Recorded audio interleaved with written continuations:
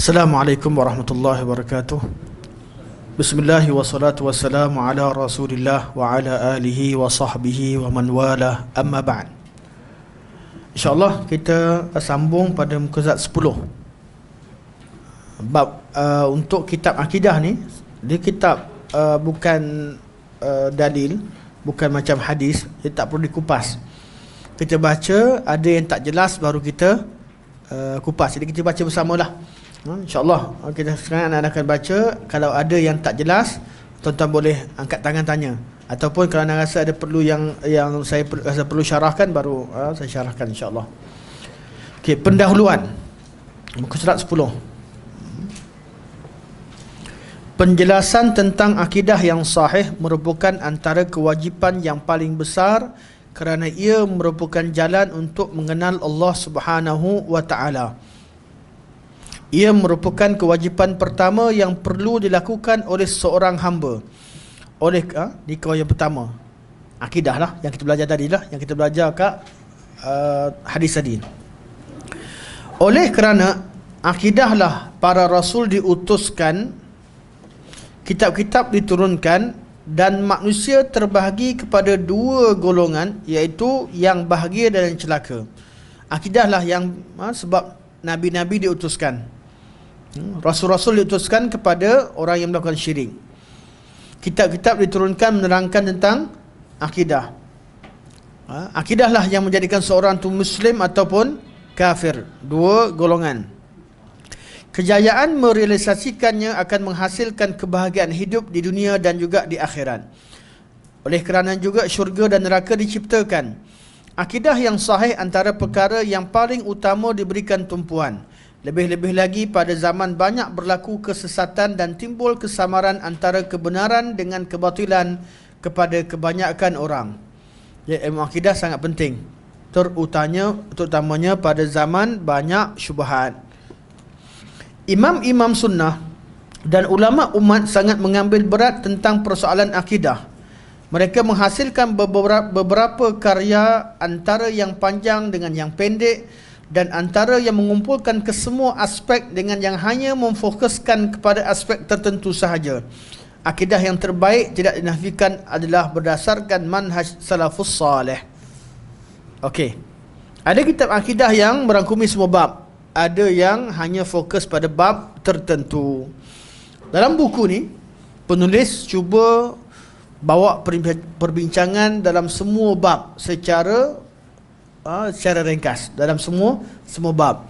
Kalau nak detail, dia tak besar ni, dia jauh lebih besar. Tapi oleh kerana nak diringkaskan, dia jadi besar ni.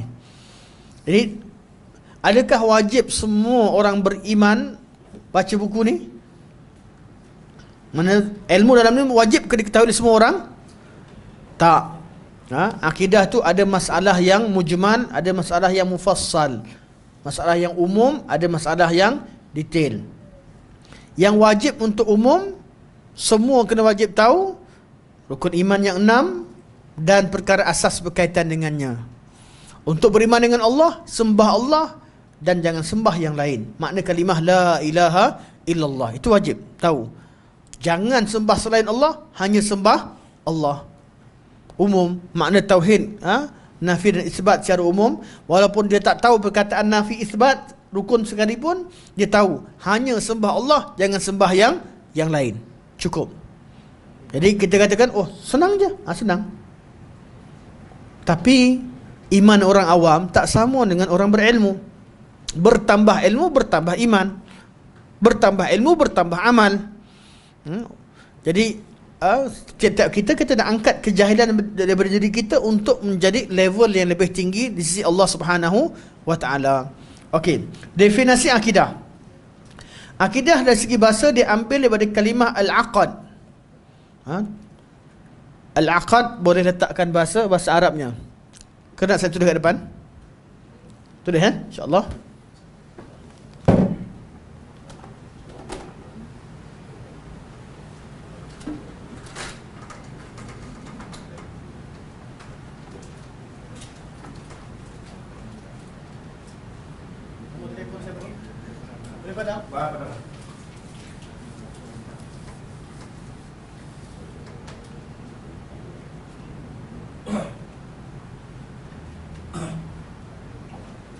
Okey.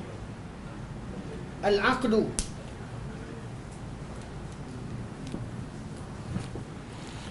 Dari segi bahasa dia ambil daripada kalimah al-aqdu, akad, yang membawa maksud ikatan,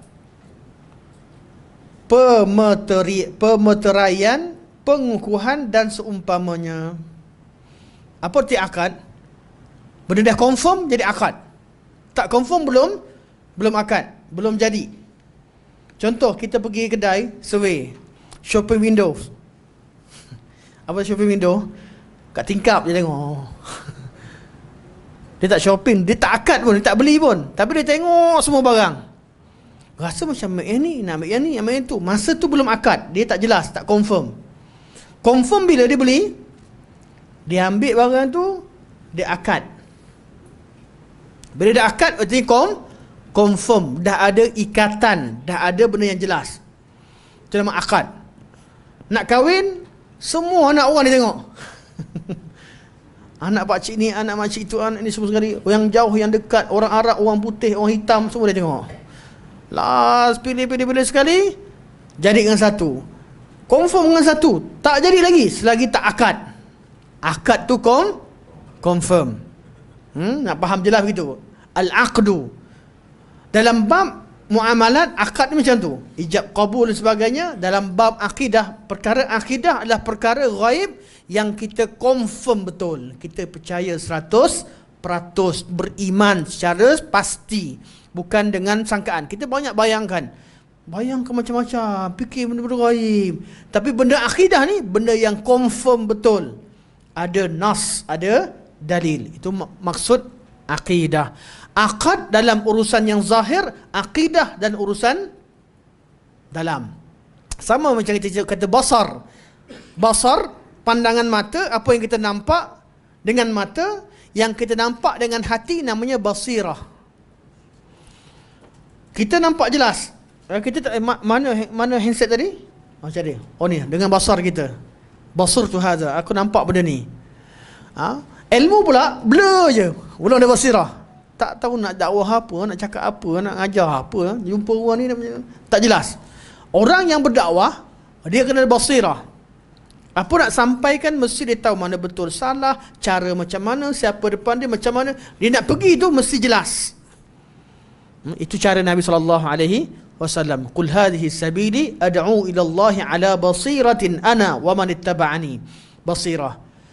Jadi kita ada akad, akidah. Basar, basirah. Akad macam jual beli. Kita banyak buat survey, baru kita akad. Dan bab akidah banyak benda kita baca, kita belajar, tapi benda akidah ni benda ghaib yang kita confirm, yakin betul 100%.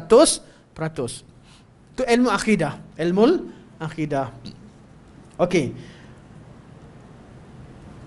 Antaranya ikatan sumpah. Firman Allah Subhanahu wa taala secara bahasa ini, secara bahasa. La yu'akhidhukumullahu billaghwi fi aymanikum walakin yu'akhidhukum bima aqadtumul ayman. Allah Subhanahu wa taala tak kira. Allah Subhanahu wa taala tidak mengambil kira, atau kita baca jemaah dia. Kamu tidak dikira salah oleh Allah tentang sumpah-sumpah kamu yang tidak disengajakan untuk bersumpah. Akan tetapi kamu dikira salah olehnya dengan sebab sumpah yang sengaja kamu buat dengan bersungguh-sungguh. Gariskan kalimah bima aqadtumul aiman. Kerana itu yang menjadi perbincangan. Akan tetapi Allah Subhanahu wa taala akan kira sesuatu benda yang kita dah akadkan. Sumpah yang betul-betul nak sumpah. Orang Arab ni kalau bercakap, oh jamil wallah, ladiz wallah, syahid wallah. Wallah dia cakap tu dari segi bahasa macam sumpah dah, tapi dia tak sumpah pun. Dia tu sedap betul lah. Dia sebut wallah. Wallah yang keluar secara laghu ini tak dikira. Tak dikira sebagai sumpah. Sumpah yang betul-betul orang nak bersumpah. Wallahi. Dia kata, wallahi aku tak buat. Itu baru sumpah. Lawan sumpah, dia akan kena bayar kafarah sumpah. Tapi kalau hari-hari sebut wallah, benda dah biasa, benda yang lagha, bukan yang adanya kepastian. Okey, orang yang akidah juga bermakna hukum yang tidak dicelah oleh keraguan di sisi orang-orang yang mempercayainya. Bab akidah ni tak boleh nak tak boleh nak bela-bela. Pada agak sampai bila belajar akidah, tak percaya lagi Tuhan ke? Tuhan istiwa atas arash. Selalu orang dah belajar 100 tahun. Cakap lebih lah. 20 tahun, 30 tahun. Hadir kelas. Tak confirm lagi. Allah SWT istiwa di atas arash. Sampai bila nak buat kajian? Tak ada akidah maksudnya. Tak ada keyakinan yang jelas. Kita belajar cukup. Tahu dah ada dalil, pegang betul-betul, selesai. Macam mana cara nak confirm? Ada dalil. Bila tak ada dalil, jangan percaya. Sebab tu kita, kaedah kita mudah. Allah dah beritahu, Nabi dah beritahu, dan cara fahamnya mereka dah confirm. Zaman tu zaman bahasa Arab paling bagus sebagainya. Terima saja dan selesai. Kita kata, habis macam tu kamu tak faham betul-betul, kamu ikut je salafus saleh je. Bagi kami ikut itu iman. Kita dah iman ni memanglah kita iman sendiri. Tapi iman ikut dengan benda yang pasti tak sama orang ikut-ikutan benda yang tak pasti. Kita dah yakin Quran betul 100%. Kita ikut Quran. Betul tak? Betul 100%. Beza daripada tak ada kias Quran, sunnah dengan ijma' salafus saleh dengan kaedah manusia biasa. Golongan Mu'tazilah dia kata, mana boleh, kita kena kosongkan, kita kena syak baru kita buat perbandingan. Itu kalau pandangan orang. Kita kena betul-betul kita betul-betul kena kosongkan, jangan berpihak pada mana-mana. Kita bincangkan semula. Sebab apa? Belum tentu kamu betul, belum tentu orang tu salah. Kena bincang betul-betul. Itu untuk orang. Untuk ayat Quran, kalamullah, tak boleh macam tu. Kalamullah, kalam Rasulullah, kita tahu kalamullah adalah hak, benar. Tak ada batil padanya. Maka ikut kalamullah dengan pemahaman yang betul yang terangkan oleh Rasulullah dan disepakati oleh semua sahabat, kita yakin. Jadi akidah Ahlussunnah cukup. Bila ada dalil, kita yakin. Itu senang. Tak payah nak kena logik, tak logik. Allah Subhanahu Wa Taala istiwa atas arash. Logik tak logik, bukan fikir semula. Tak payah nak buka persoalan logik tak logik, begini dan begitu, tak perlu. Kerana kita tahu urusan akidah ni kita hanya perlu kepada dalil. Jadi orang ahli batil ni, ahli bid'ah dia kata, korang ni ikutlah pembaris. Tuhan kata istiwa, istiwa. Tuhan kata tangan, tangan. Dia kata lurus sangat. Dia kata macam pembaris. Tidak. Allah SWT tidak salah pilih perkataan. Qur'anan Arabiyan ghaira dhi iwajin la'allahum yattaqun. Quran ini dalam bahasa Arab tak salah sikit pun. Tak ada bengkok sikit pun, tak ada silap sikit pun. Yang penting agar mereka bertakwa. Kita kena takwa jelah. Kena bertakwa, kena beriman dan bertakwa pada apa yang Allah sampaikan. Sebab itulah kaedah takwil tidak dibenarkan. Dengan maksud bukan menafsirkan, bawa takwil ikut kehendak kita. Apa dia takwil? Kita dah ada benda yang kita confirm betul. Benda yang tak clear kena ikut benda kita confirm betul. Jadi takwil ni sebagai satu kaedah untuk bagi keuzuran pada orang yang confirm betul perkataan dia salah. Kalau orang tu cakap salah, maksud dia macam ni kot. Dia tak kutuk engkau, dia cakap tu maksudnya cuba kau faham betul-betul. Dia sebenarnya nak puji kamu.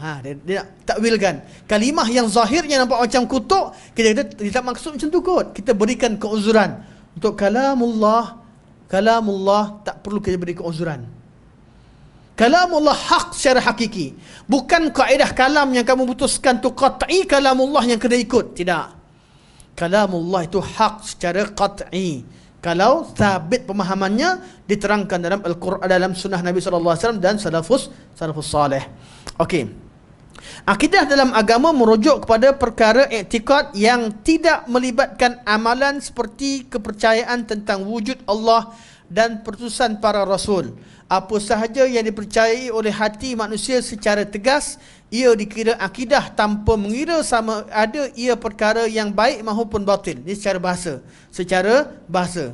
Tuan-tuan jangan ambil kata ni kata baik betul semua akidah. Ya, secara bahasa tiap-tiap orang ada kepercayaan dan akidah masing-masing.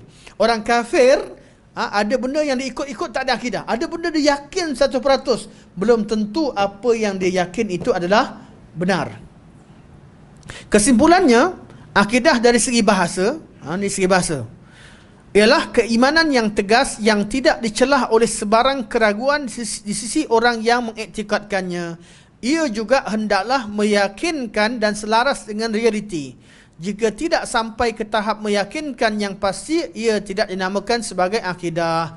Sebab tu kalau orang tak yakin, golongan agnosticism tidak dikira ada akidah.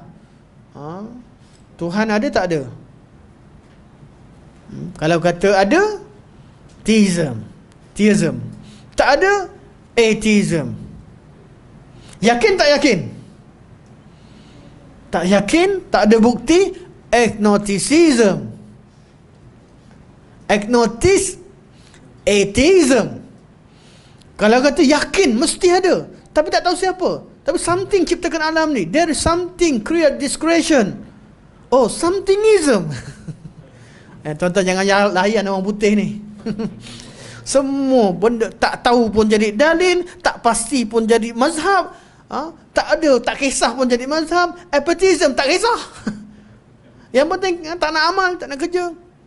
Tak suka agama, Mesotism, mazhab juga. Apa jadi semua agama. Sebab itulah Eropah moden ni, mereka adalah golongan yang menjenamakan kebodohan. Benda bodoh je jenama. Atheism, Mesotism, Agnosticism, theism, atheism, somethingism, apatism. Semua kebodohan. Semua kejahilan dijenamakan. Quran senang. Orang yang tak ada pendirian ni tak masuk. Yang masuk cuma orang kafir ni dua je. Lam yakunil ladina kafaru min ahlil kitab wal musyrikin. Sama ada ahli kitab atau musyrikin. Mana ada atheism? Ada ke ateis? Siapa golongan ateis? Dia tak percaya Tuhan wujud. Habis alam ni wujud macam mana? Sebab alam ciptakan alam. Musyrik lah. Atheism tu golongan musyrikin. Dia kata alam ciptakan alam. Alam berpunca dari alam musyrikin. Sebab tu Quran tidak mengiktiraf wujudnya golongan ateis. Wujud mereka macam tak wujud. Hujah mereka batil, dan mereka hilang dia punya hujah bila Allah tarik nikmat. Fir'aun mengaku sebagai Tuhan, tiba-tiba beriman bila Allah tenggelamkan dia. Namrud mengaku Tuhan, tiba-tiba bila dia kaku, dia doa minta Nabi Ibrahim doa untuk dia sebagainya. Kerana ateis ni hakikatnya golongan yang sombong, yang belagak, yang jahil, tapi sombong. Sebab tu mereka tak wujud sebenarnya. Ustaz jangan main-main. Ateis zaman sekarang hebat. Ya. Sebab kita sekarang, kemajuan kita sekarang ni bergantung pada Eropah. Handset kalau orang putih tak buat, orang Melayu tak pakai handset. Dia kena bergantung orang putih dulu, buat kereta dulu, orang putih, orang Jepun buat, orang kafir buat dulu, baru orang Islam pakai, baru belajar buat sikit-sikit. Dunia moden ni bergantung pada sejarah kepegangan Eropah. Dan Eropah ni buat macam mana? Dia belajar pada orang Islam, dipadamkan semua nama orang Islam, nama asal teori Isaac Newton yang percaya pada agama Kristian yang asal-asal, semua dibuang. Dia wujudkan jenama baru, seolah-olah kemajuan ini berpunca daripada tinggalkan agama. Kemajuan ni zaman Renaissance, bila mereka persoalkan agama, zaman industri dikaitkan dengan zaman tolak agama. Tolak agama jadi maju. Pisahkan agama jadi maju, sekularisme. Tolak agama, persoalkan agama, semua jadi bagus. Jadi dia dah asas pada zaman tu begitu. Puncanya kenapa? Sebab kezaliman gereja terhadap masyarakat. Orang dah benci dah dengan orang agama ni. Cara tafsir berbeza. Ada yang kata Tuhan tak ada yang kata Tuhan cipta tapi Tuhan biarkan. Ada yang kata Tuhan cipta tapi Tuhan tak turunkan hukum hakam. Ini semua mazhab. Punca asalnya adalah Mesotism. Bencikan agama. Bencikan agama, bencikan peraturan agama, bencikan orang agama. Ini asalnya. Jadi wujud macam-macam tafsiran yang ada. Secara mudahnya, kafir ya. Mudahnya orang Islam panggil kafir lah. Sebab tu ayat Quran, saya pernah jumpalah dengan geng-geng ni lah. Macam-macam nama. Saya kata senang je. Dalil dia satu je tolak korang. Alhamdulillahirrabbilalamin. Kalimah Rabb ni, satu ayat Alhamdulillahirrabbilalamin menjadi hujah yang sangat kuat tolak pada semua jenis kesesatan golongan etis. Etis kan? Sebab semua sama je. Tak akur Tuhan sebagai Tuhan, tak akur. Tak nak beragama dengan agama Allah Subhanahu wa taala. Okey.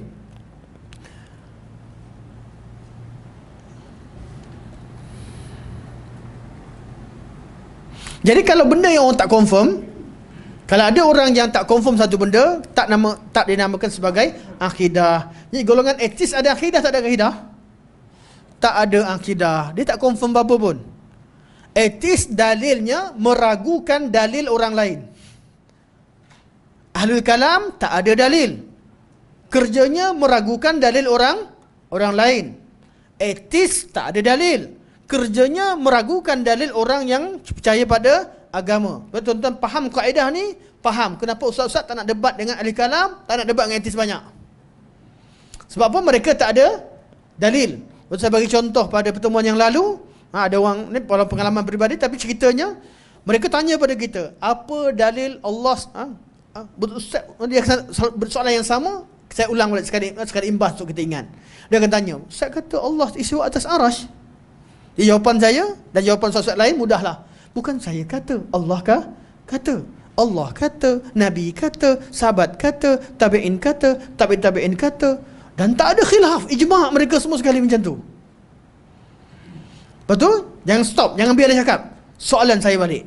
Satu jawab, satu. Saya pula tanya, Tuhan kat mana? Tanya dia balik. Apa jawapan dia? Sama ada Tuhan di mana-mana, atau Tuhan tidak bertempat, atau macam-macam jawapan. Siapa kata? Kita jangan biarkan tajuk tu selesai tanpa kita jawab, tanya balas. Ini kena jelas. Satu tajuk, berdebat dengan ahli kalam ke, berdebat dengan golongan etis ke, jangan bagi dia lari tajuk, sehingga apa yang dilazimkan pada kita, kita lazimkan pada dia balik. Dia tanya soalan kedua. Bila dia kata Allah tu ada di mana-mana atau Allah tak bertempat, soalan kita, stop dulu, jangan dulu. Siapa kata? Kat situ baru timbul, Allah ada kata?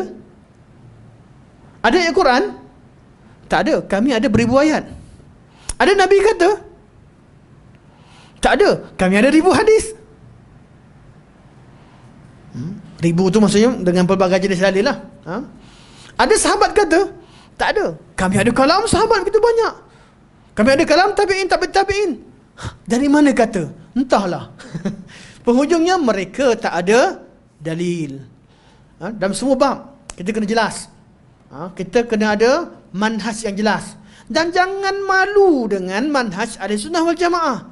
Kita ni bermasalah, kita terima, contoh bila jumpa ahli kalam, kita anggap mereka lah ilmu perdebatan, mereka lah hebat, mereka dalil, sehingga manhaj sunnah itu takut pula nak cerita Allah istiwa atas arash. Ustaz jadi tuan-tuan, pengalaman saya dengan ni, ada yang sampai bila ngajar hadis 40 sampai hadis kelima, ustaz-ustaz akan mesej, gantikan anak Syekh. Kenapa ganti, entah gimana? Ada je KL ni ada urusan sikit. Cakap betul. Hadis apa? Hadis 40. Hadis ke berapa? Hadis kelima. Entah takut cerita pasal bid'ah kan?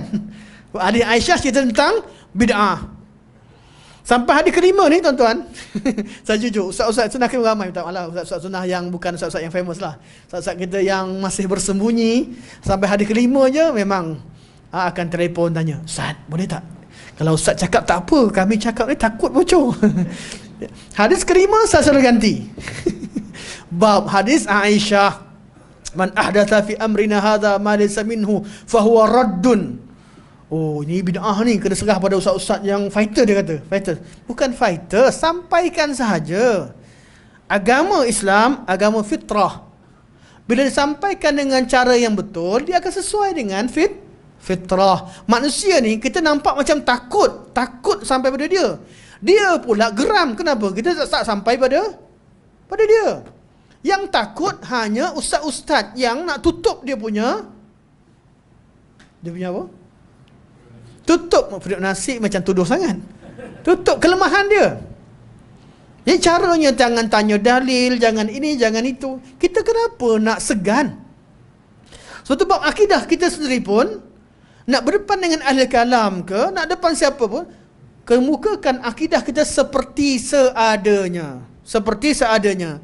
Jadi macam mana nak bincang? Ditanya kita satu soalan, minta keadilan. Saya pun nak tanya. Sekarang ni tuan-tuan, isu banyak benda, hanya kita jawab soalan dia, kita tak boleh tanya dia balik. Kita tak boleh tanya balik. Hakikatnya bila tanya kita dalil, tanya dia balik. Penghujungnya kita, oh kami ikut akal. Akan senang cakap, kami ikut dalil, kamu ikut akal. Settle. Kita kata Quran Allah istiwa atas arash kerana dalil, dia kata Allah tak bertempat kerana ikut akal. Settle. Tak ada kalam siapa, ikut akal. Akal mana? Akal siapa? Jangan cakap akal tu akal semua orang. Tak. Nabi tak kata, sahabat tak kata, tabi'in tak kata. Akal datang kepada golongan ahli falsafah, akal Aristotle. Biar jelas dan clear. Okey, jangan syarah banyak, tak settle. Tapi faham Jadi golongan yang tak ada i'tiqad, golongan yang tak masih ragu-ragu dan syak, mereka tak dikira ada akidah. Jadi etis tak ada akidah. Ahli kalam pun tak ada akidah. Mereka banyak syak dan ragu-ragu. Penghujungnya Tuhan wujud tak wujud pun di pening kepala. Tuhan ada, takkan dah belajar ilmu tauhid lah sekali syak. Allah ada sifat ke tak ada sifat? Itu yang berlaku kepada ahli kalam. Mu'tazilah nafikan sifat, Jahmiyah nafikan nama-nama Allah. Takkanlah kita belajar tauhid tu dengan menafikan sifat, menafikan nama, tidak. Sebab tu asas kena dibetulkan semula. Asas kita yakin apa yang Allah kata, Nabi kata, apa yang salafus salih ijma'kan takkan salah. Ini maksum, kita cuma ikut mereka. Agama dah sempurna, ikut sahaja mereka. Adakah tak ada bukti? Adakah kita kena belajar semua? Ya, belajarlah semua. Lepas dah ikut, fahamkan ayat Quran, fahamkan hadis, fahamkan kalam salafus salih, sampaikan. Kerana kita berpegang pada sumber yang kukuh. Akidah kita bersumber daripada Al-Quran dan As-Sunnah. Kenapa Quran dan Sunnah? Kerana keyakinan ini adalah sumber yang maksum. Definisi akidah Islam. Akidah Islam ialah keimanan yang tegas terhadap rububiyah, uluhiyah, nama-nama dan sifat-sifat Allah Subhanahu wa taala. Rububiyah berkaitan dengan perbuatan dan pentadbiran Allah. Uluhiyah berkaitan dengan hak Allah untuk disembah. Nama-nama dan sifat-sifat Allah untuk memahamkan tentang sifat-sifat Allah Subhanahu wa taala atau ciri-ciri Tuhan. Orang yang rububiyahnya rosak, dia tak tahu siapa aturkan alam ni. Maka ada yang kata malaikat ni pembantu-pembantu Allah lah. Jadi dia kata apa? Kan malaikat uruskan alam, jadi minta dengan malaikat, apa salahnya? Kan wali-wali kat kubur tu, dia memang wali ni dia jaga kawasan, minta kat kubur, apa salahnya? Kan Nabi hari kiamat bagi syafaat, jadi pergi minta kat Nabi, minta syafaat Nabi, boleh tak? Boleh. Nabi kan bagi syafaat. Dia anggap syafaat itu berlaku dengan kehendak Nabi. Dia lupa syafaat berlaku dengan izin Allah. Allah yang perintahkan. Dia lupa bahawa turunkan hujan, Jibril, Mikail bukan turun sendiri, Allah yang perintahkan. Jadi sifat rububiyah ni kita belajar tauhid rububiyah, settle. Oh, jadi semua benda minta dengan Allah. Allah lah yang memerintahkan fulan dan fulan memberi syafaat, mengizinkan dan memerintahkan. Allah lah yang perintah pada malaikat maut untuk cabut nyawa, atau jangan cabut nyawa, bagi dia hidup. Sebab tu semua perkara disebabkan pada Allah. Disebabkan pada Allah. Ni tauhid ar-rububiyah. Tauhid uluhiyah dah kenal, dah clear rububiyah, maka clearlah siapa yang paling layak untuk kita meminta dan memohon pertolongan daripadanya. Tak clear rububiyah, akan berlaku kesamaran dalam bab al-uluhiyah. Tinggal apa? Kalau dah clear rububiyah, clear uluhiyah, tinggal itiba, ikut cara betul-betul Nabi. Batu bid'ah sampai pada tahap tak clear pada bab yang akidah, dia bid'ah akidah. Tapi kalau bid'ah dan ibadah ni di clear, dia memang tahu Allah yang atur, memang kena sembah dia, Allah yang ciptakan alam, dan kena wajib sembah pada Allah, dah clear. Cuma cara dia salah-salah, tak ikut, itu nama furu'. Tapi kalau dia memang pergi tuju minta kepada selain Allah, tak boleh kata ini furu', ini berkaitan dengan usul. Walaupun kita tak kafirkan kerana mungkin dia jahil, dia ada takwil sebagainya, tapi masalah tu masalah usul. Orang pergi minta kat kubur, jangan kata khilaf. Kita tak terima khilaf. Orang kata, apalah, Masalah akidah, cuba you belajar bahasa betul-betul. Akidah ni kepercayaan, keyakinan, benda dalam hati. Yang you cerita tentang perbuatan. Minta kat kubur ni amalan anggota, bukan akidah. Ini masalah fiqh. Tuan-tuan jawab macam mana? You belajar akidah lah, kepercayaan. Ini masalah fiqh.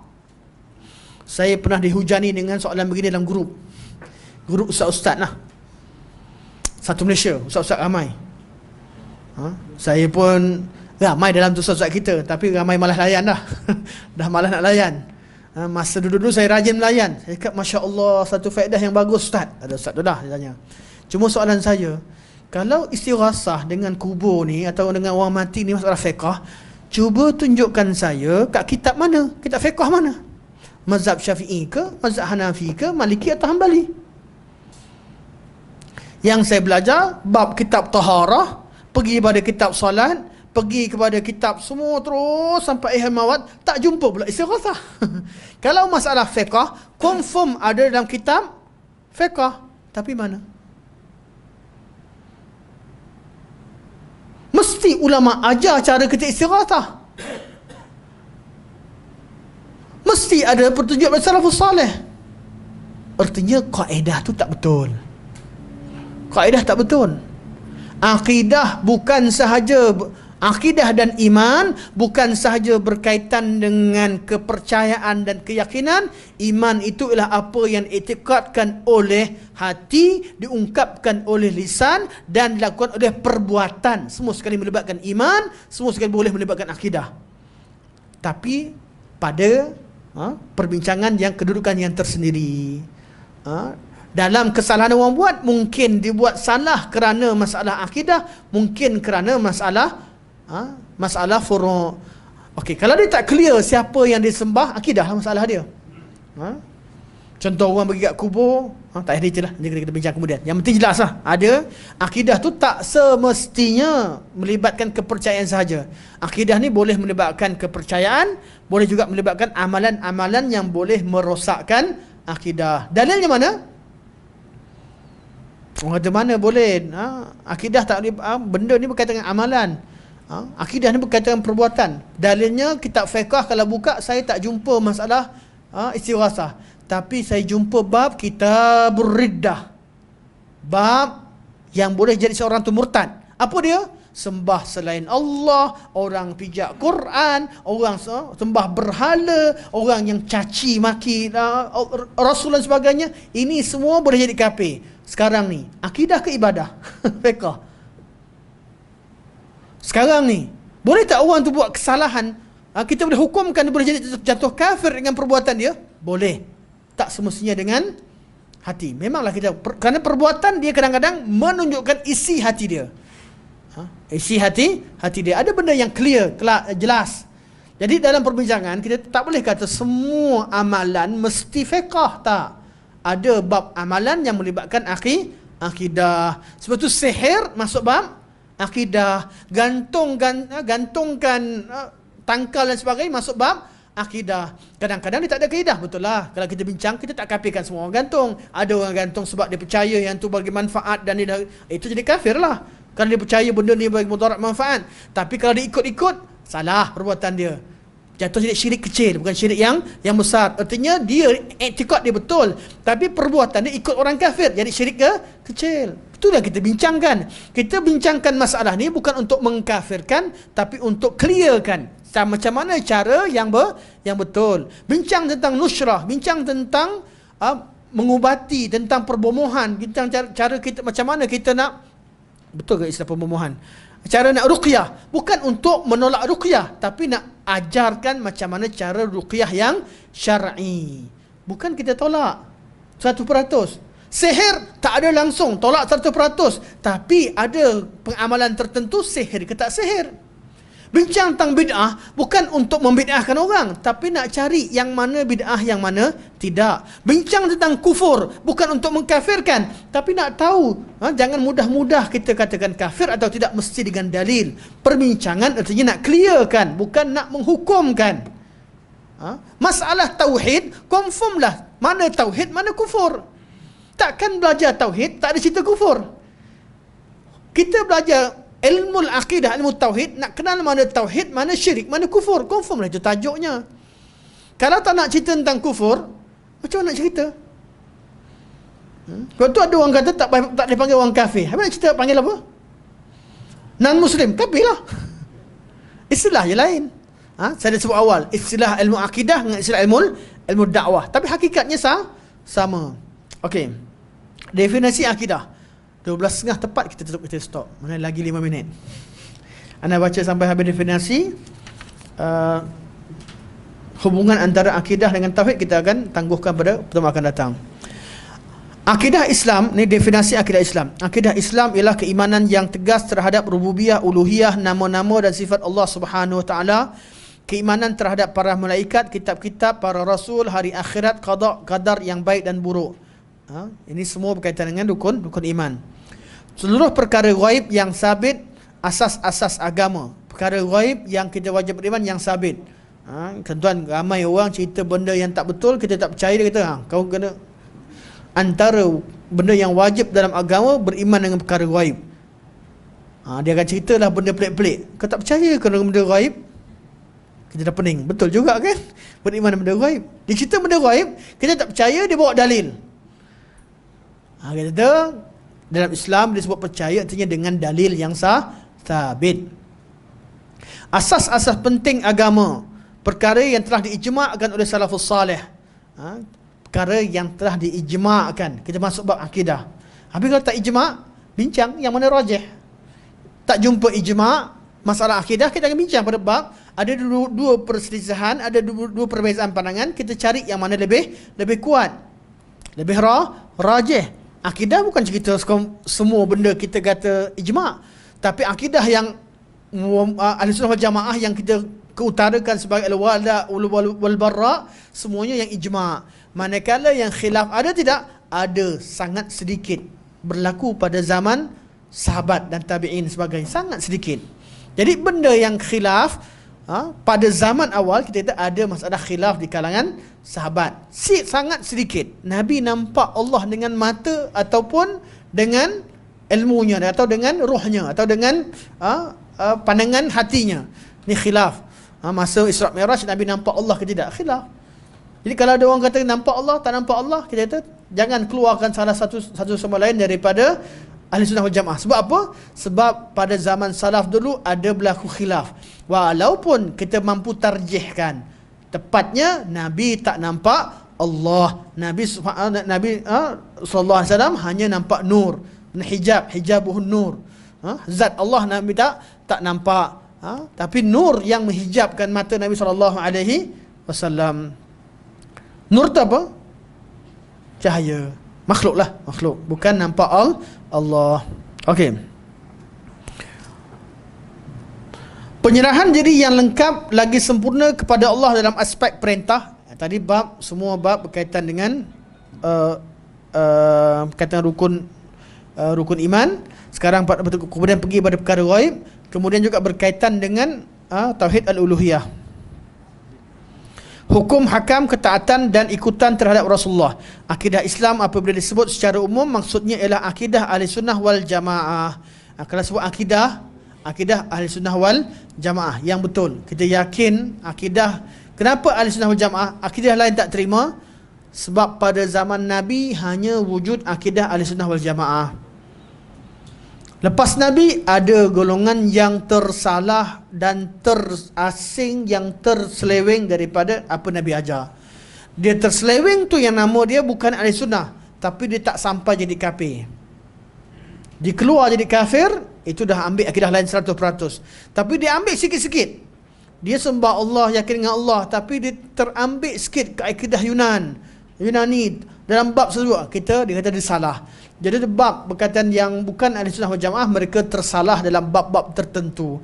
Ada yang salah bab qada dan qadar, jadi qadariyah jabariyah. Ada tersalah dalam bab rububiyah dan bab tertentu, pada aspek-aspek rububiyah tertentu. Ada yang tersalah dalam bab ini, bab itu. Selagi dia tak kafir, dia berada dalam daerah Islam, tetapi cara faham dia tak dikira sebagai akidah Islam. Sebab apa yang dia faham tu Nabi tak ajar. Dia salah salah faham. Jadi dia tergolong di kalangan akidah-akidah yang bukan ahli sunnah wal jamaah. Tapi kita tak kafirkan dia.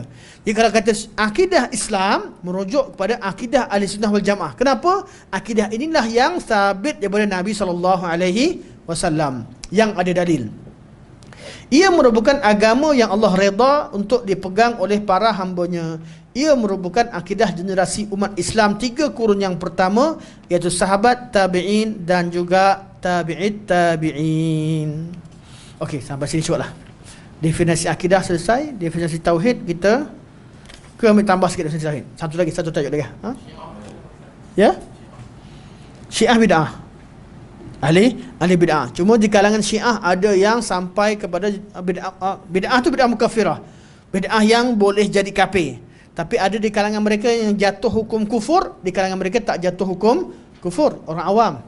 Tetap di kalangan orang awam Syiah kita tak dikafirkan begitu saja. Akidah itu akidah mukaffirah. Artinya kalau orang percaya betul-betul, yakin betul-betul macam yang ada agama Syiah tu, boleh jatuh jadi kafir. Tapi orang awam dia pun ramai tak tahu. Ustaz-ustaz dia pun ramai tak tahu, ikut-ikut je.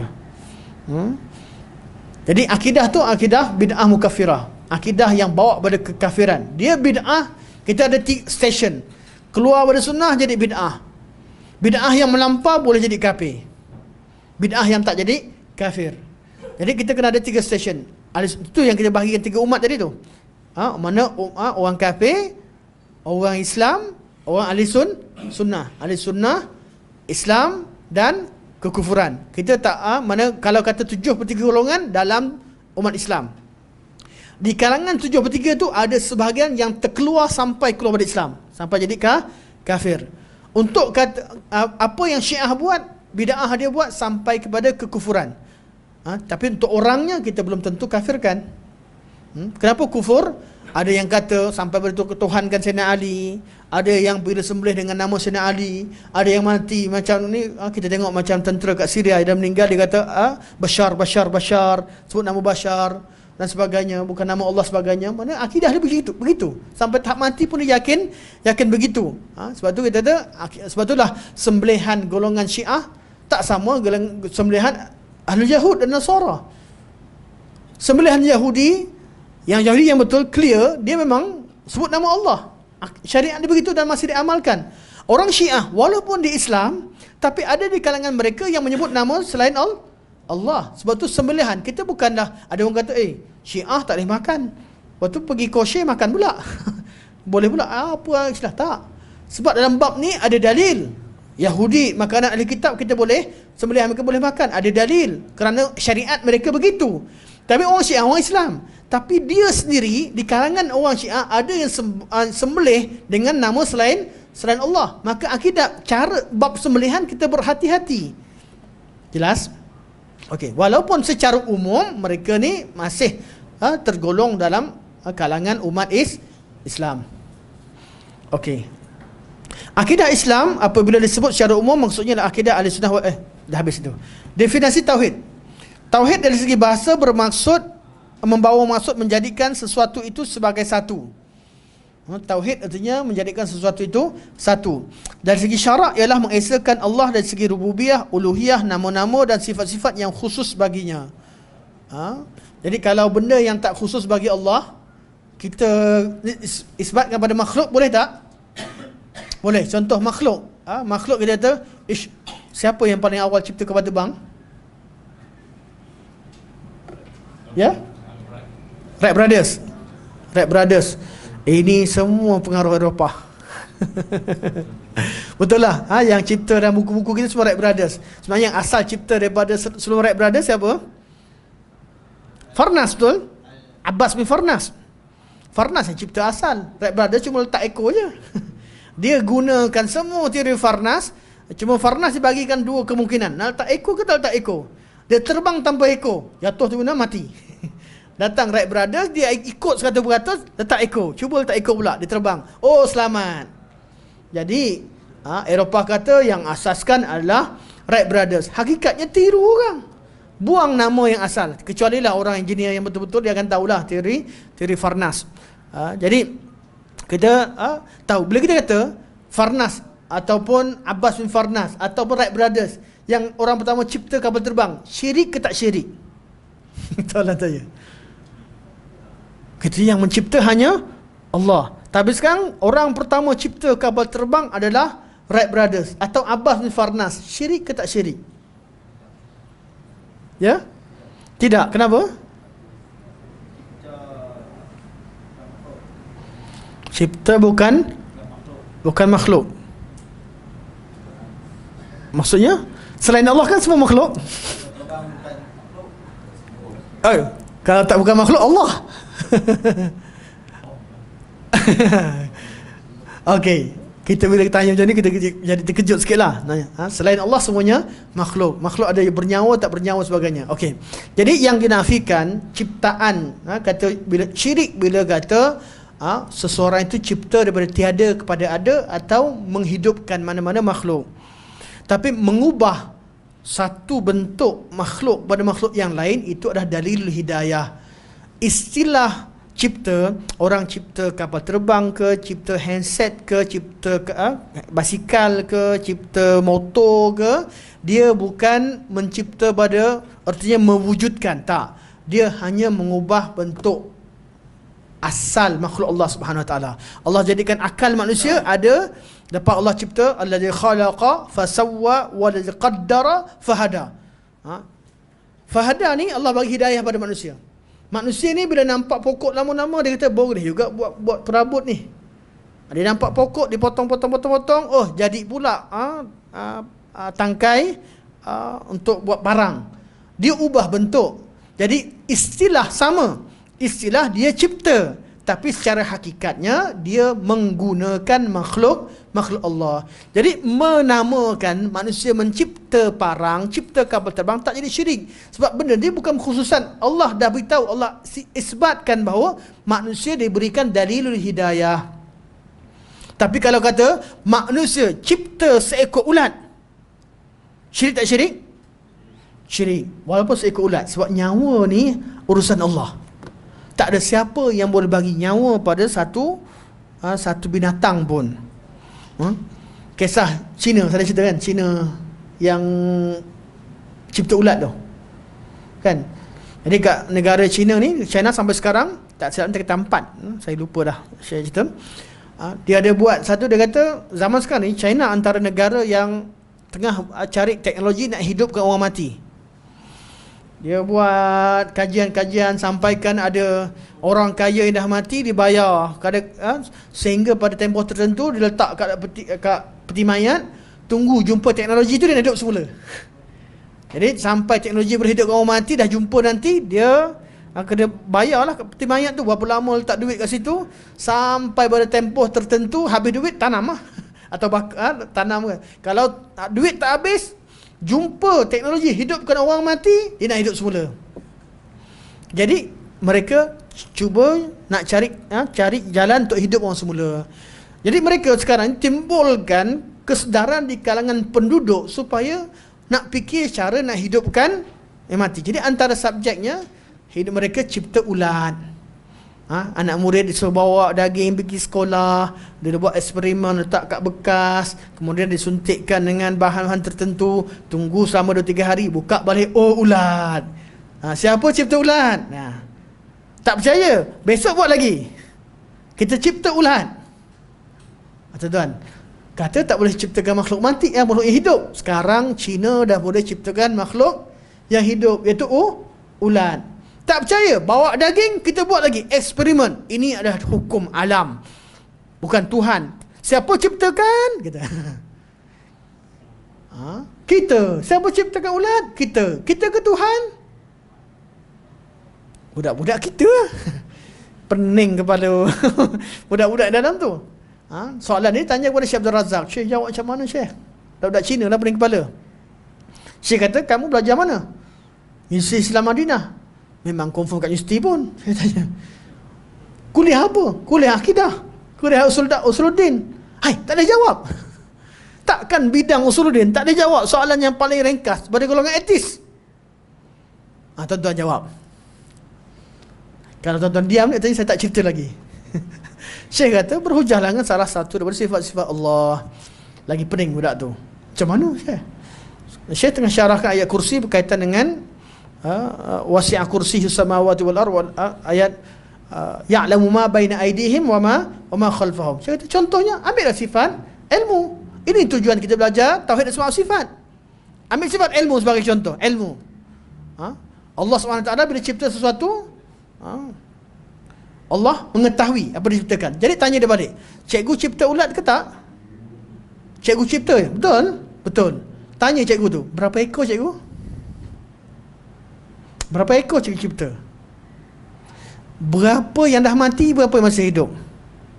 Berapa sihat, berapa sakit? Yang mana abang, yang mana adik? Yang mana dulu, yang mana kemudian? Yang mana jantan, yang mana betina? Tanya. Ala ya'lamu man khalaqa wa huwal latiful khabir.